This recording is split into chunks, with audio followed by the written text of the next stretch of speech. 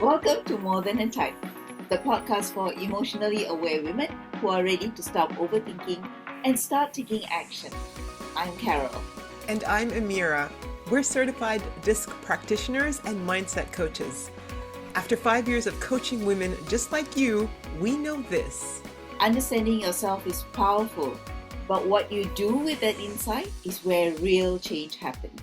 In each episode, we'll unpack the patterns, personalities, and pressures that keep you stuck and give you tools to move forward with clarity, confidence, and purpose.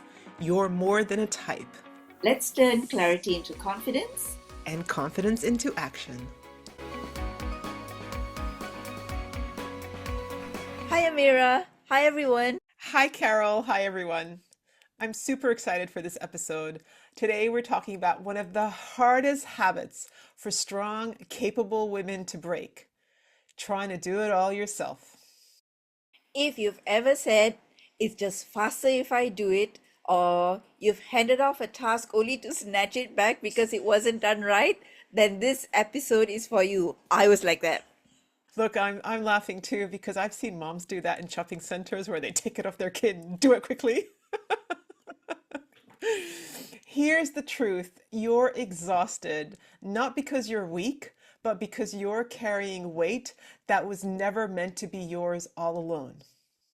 And delegation really isn't about just time management, it's about trust. This is so important. It's about identity. It's about letting go without feeling like you're losing control or you're losing value. And here's the thing, most of us don't realize we're doing it until the signs show up: fatigue, resentment, or that quiet frustration where no one else steps up. So let's share some real stories because delegation struggles look different, but the pattern is the same. I'll start.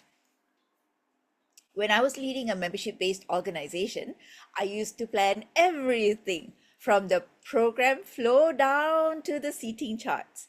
I told myself it was easier that way. But the truth, I didn't trust others to meet my standards. So here I see my D and my C very strongly. Every event left me drained. Then one day my daughter said, Mommy, why are you always so tired when it's event week? Don't you have people to help you? And the truth was, I did. But to hear it from my daughter's mouth, oh my gosh, I did have people, and I saw that my struggle was really to trust that people would actually do a good enough job, a job that I would approve. And the thing is, it cost me presence, not just with my team, but also with my family. Yeah, I totally hear you. I've been there too. I remember a time back in my healthcare research days. I was supervising a young honor student. I gave her a task to do, and I remember I just kept taking it over from her because I just thought she wasn't doing it right. Then one day she said to me, Mira, do you actually want me to do this, or do you want me to just stand here and watch you? And that felt like an ouch. It really landed. I thought I was being helpful. I thought I was getting the job done, but I was supposed to also be mentoring and teaching the next generation how to do it on their own. So I thought I was being helpful, and what they saw was me not trusting them to do the job, or at least learning to do the job. I hear you. And here's what's powerful. Both of us realized that holding on too tight didn't just drain us, it disempowered the people around us. So let's zoom out for a moment. If delegation feels this tricky for both of us, what's really going on underneath? This is where DISC helps. Each style struggles with delegation for different reasons. So, how does delegation look for each disc type? For a D style, delegation feels like loss of control. You think, if I want to get this done right, I do it myself. The trap is you become the bottleneck, always tired, always in charge. Let me give you an example. When I was working in the membership based organization, I had an intern to help me with stuff. And for events, because I'm already doing everything from A to Z, I try to delegate. Okay, intern, you do the name tags for the event, but the name tags would come to me done, but crooked, or some too high, some stuck, names stuck too low, too far to the left, too far to the right, and this irked me so much. So I ended up doing things myself because I knew that I could get it done right. And the funny thing is the intern is supposed to be there to help you with your tasks, right? It's supposed to take the burden off you Correct. So I would have to redo something that was already done. on top Waste. of what you were already doing a full schedule. Correct. Yeah, Amazing. Isn't that interesting when we see our patterns and just how much extra we're doing and you wonder why we're tired? exactly. That's so true. So, for an I style, delegation often gets tangled with guilt. You want people to like you. That's one of the things for the I style personality. They want to be liked. So, sometimes an I style person, they hesitate to ask other people to do hard things. Or sometimes I tend to hand off things with excitement to people and I go, here you go. You can go and do this, but I don't follow up. And I assume they know what they're doing without giving them more instructions. And I want to give them the freedom and I want them to have fun and go ahead and do it. And it's sometimes such a disaster because things do fall through. And sometimes you have no one to blame but yourself because you were the one that didn't delegate with instructions or with a clear set of expectations. Mm. And I think that follow up is very important as well. Just check in and make sure that they're doing what you expect them to do. Exactly. So for an S style, you hesitate to delegate because you don't want to burden anyone. You quietly carry the weight yourself, you martyr, and you feel unappreciated and resentful. And this was me, I'll be honest with you, Amira, this was me as well.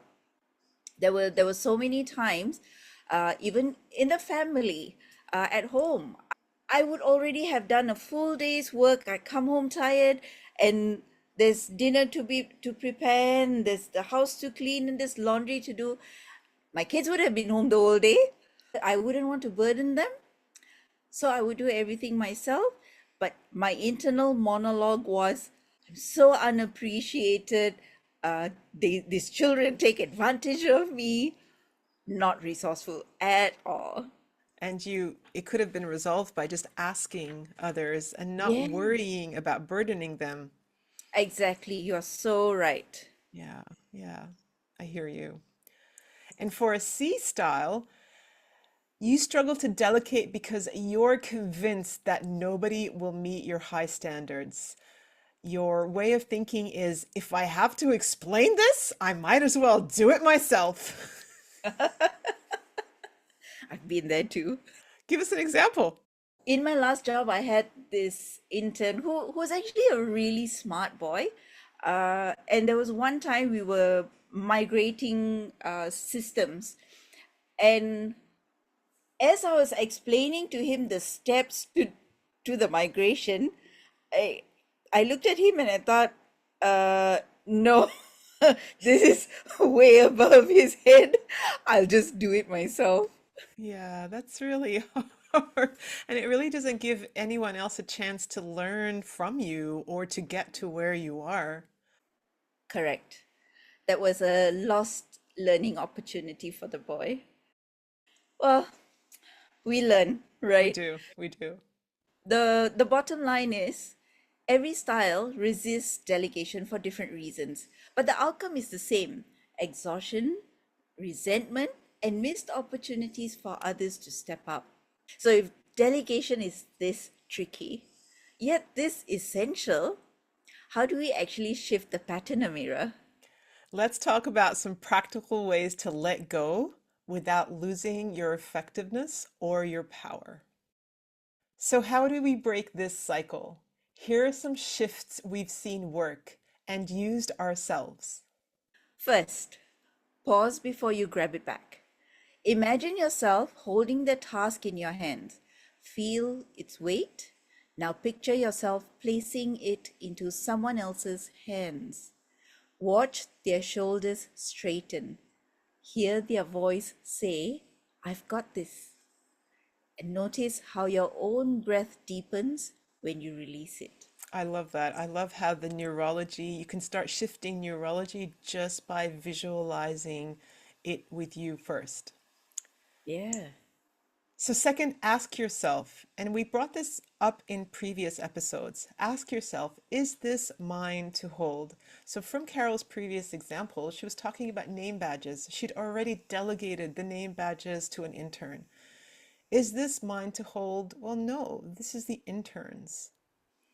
And then ask yourself, am I holding it because it feels easier than trusting others? That question reframes delegation from weakness to leadership. The third one, set expectations instead of doing corrections. Now, if we look back at my story, my example with the intern and the badges, if I had told him from the get-go that I wanted them straight, not assume that he knew it would have saved us so much of hassle. It would have saved me so much of pressure.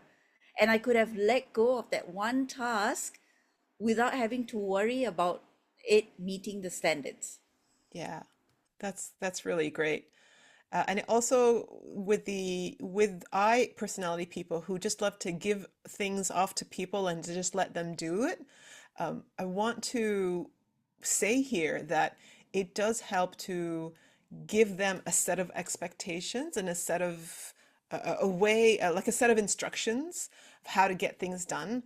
But then also, let's celebrate the way other people do things. It doesn't have to be your way. I, so many times I have asked my kids to do stuff for me. And yes, it comes back looking all kinds of different ways, right? Like the litter's been done differently, the vacuuming's been done differently, The the laundry. laundry is clean. It's just all in one big basket. It hasn't been sorted. I just have to bite my tongue and I go, thank you for doing the laundry. Thank you for doing the litter box. Thank you for vacuuming the house. It's not perfect like I would do it, the straight lines, one going one way, one going the other, right? But it's done. The vacuuming's done. I don't have to do it. That's delegation without guilt. And that's the gift.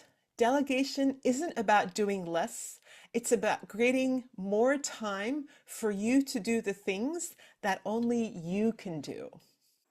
And I think it's also about giving others the chance to rise to their strengths. Yeah, I love that. I really do think that's true. So here's your challenge for the week. Pick one task you usually grab for yourself. Instead, delegate it fully.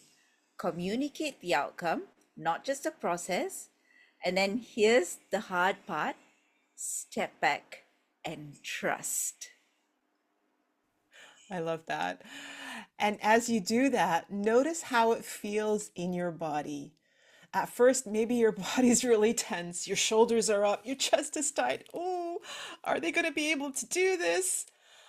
But breathe, see their progress, hear their confidence, feel your own energy expanding as you create space and turn towards the things that you really want to do and let go.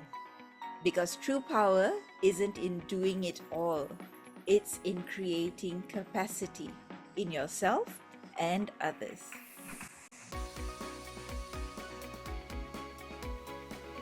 Thanks for tuning into More Than a Type.